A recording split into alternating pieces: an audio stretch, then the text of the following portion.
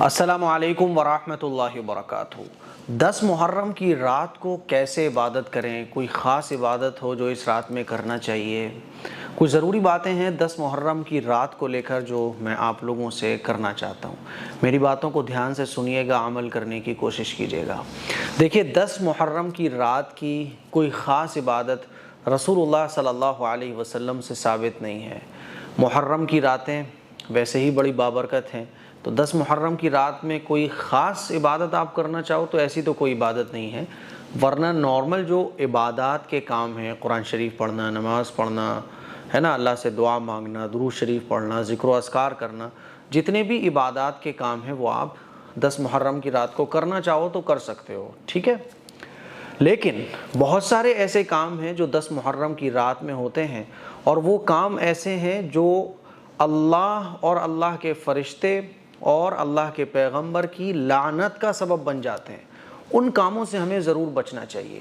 ایک بات بہت اچھے طریقے سے آپ سمجھ لیں کہ عبادتیں زیادہ کرنا یہ کوئی کمال کی بات نہیں ہے، بلکہ گناہوں سے بچ کر چاہے کم عبادت کرنا، لیکن گناہوں سے بچنا اصل ہے۔ کسی بزرگ نے بڑی اچھی بات کہی ہے کہ سب سے بڑی عبادت جو ہے نا وہ گناہوں سے بچنا ہے۔ اسی لیے آج کی رات میں جو ہے نا بڑے بڑے گناہ ہم لوگ کر بیٹھتے ہیں انجانے میں، بعض گناہ جان بوجھ کر، بعض چونکہ ماحول الگ چل رہا ہوتا ہے تو اس ماحول کی وجہ سے ہم وہ گناہ کر جاتے ہیں۔ وہ کچھ گناہوں کی طرف بھی میں توجہ دلانا چاہتا ہوں۔ دیکھو، میں نے دیکھا ہے جو لوگ تعزیے بناتے ہیں وہ یقیناً حضرت حسین رضی اللہ تعالیٰ عنہ کی محبت میں بناتے ہیں۔ جو لوگ شربت پلاتے ہیں، کھچڑا بناتے ہیں، وہ بھی حضرت حسین رضی اللہ تعالیٰ عنہ کی محبت میں یہ سارے کام کرتے ہیں۔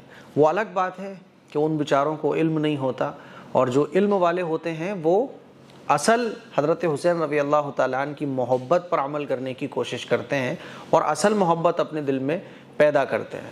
میں نے بہت سارے لوگوں کو دیکھا ہے، رات بھر تو وہ تعزیے پر بیٹھیں گے لیکن عشاء کی نماز نہیں پڑھیں گے، فجر کی نماز نہیں پڑھیں گے، رات بھر جو ہے نا وہ ڈیک ڈبے بجائیں گے، ساؤنڈ میوزک، اور حضرت حسین رضی اللہ تعالیٰ عنہ پر میوزک والی نعتیں، ڈھول والی نعتیں، ساؤنڈس والی نعتیں۔ میرے عزیز بھائیوں، میری بہنوں، یہ سراسر ظلم ہے اپنے اوپر، یہ سراسر گناہ ہے۔ آپ نمازیں چھوڑو، بڑے بڑے تعزیے بناؤ، یہ کون سا دین ہے میرے بھائی؟ آپ رات بھر تعزیے کے پاس بیٹھے ہو، عشاء کی نماز چھوڑ رہے ہو، فجر کی نماز چھوڑ رہے ہو، رات بھر آپ گانے بجا رہے ہو۔ جس میں میوزک ہوتا ہے نا وہ گانے ہی ہوتے ہیں، اور یاد رکھیے گا میوزک کے ساتھ اللہ اور اللہ کے رسول کا نام، میوزک کے ساتھ حضرت حسین رضی اللہ تعالیٰ عنہ کا نام، یہ تو گناہ پر بڑا گناہ ہے۔ بھئی گانے آدمی سنتا ہے وہ تو گانا ہے ہی نا، لیکن گانے کے ساتھ اللہ اور اللہ کے رسول کا نام، نواسہ رسول کا نام، یہ تو اور بڑا گناہ ہے۔ ڈھول تاشے، حضرت حسین رضی اللہ تعالیٰ عنہ ان چیزوں کو پسند نہیں فرماتے تھے۔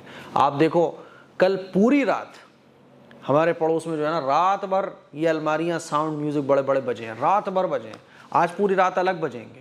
اور پھر وہ جو تعزیے بنے ہوتے ہیں، عورتیں راتوں میں نکلتی ہیں، راتوں میں عورتیں نکلیں گی اپنی لڑکیوں کو لے کے، اپنی بچیوں کو لے کے، جوان بچیاں بے پردہ تعزیے دیکھنے نکل رہی ہیں۔ بعض تعزیے تو ایسے بنے ہوتے ہیں کہ عورتیں ان کے آگے سر بھی جھکاتی ہیں، ہاتھ جوڑ کر دعائیں بھی مانگتی ہیں۔ کیا چل رہا ہے یار؟ یہ دین ہے؟ اللہ کے نبی صلی اللہ علیہ وسلم نے تو لعنت فرمائی ایسی عورتوں پر جو بے پردہ ہو کے نکلتی ہیں، اور رات میں بے پردہ ہو کر نکلنا وہ بھی تعزیے دیکھنے کے لیے۔ ارے درود شریف کی تسبیح پڑھو، قرآن مجید کی تلاوت کرو، اللہ سے دعا مانگو۔ 10 محرم کو اگر کچھ کرنا ہے تو عبادت کے کام کرو نا۔ کھلی ہوئی بے شرمی ہمارے ایریوں میں 10 محرم کی رات میں نظر آتی ہے۔ کھانوں کی وہ بے ادبی ہوتی ہے جس کو ہم تصور بھی نہیں کر سکتے۔ اللہ کے نبی صلی اللہ علیہ وسلم نے تو یہ تک حکم دیا کہ دسترخوان پر جب کچھ گر جائے تو اس کو اٹھا کر فوراً کھا لو، اور اس پر صحابہ کرام عمل کیا کرتے تھے۔ ہم کیسے یوں لٹا لٹا کے آج کی رات میں کھلاتے ہیں؟ کھلانا ہے تو غریب کو کھلاؤ۔ یہ کیا ہے کہ آپ نے بنایا اور وہی محلے کے لوگوں میں، بچوں میں بانٹ دیا آپ نے؟ غریبوں تک پہنچاؤ نا۔ کھانے کی وہ بے ادبی 10 محرم کی رات کو ہوتی ہے جو پورے سال میں اتنی کبھی نہیں ہوتی۔ کھانے کی چیزیں یوں برباد کی جاتی ہیں، کھایا بانٹا جا رہا ہے، لٹایا جا رہا ہے۔ یہ اسلام نہیں ہے میرے بھائی، یہ اسلام نہیں ہے۔ تو ان تمام چیزوں سے بچنے کی کوشش کریں۔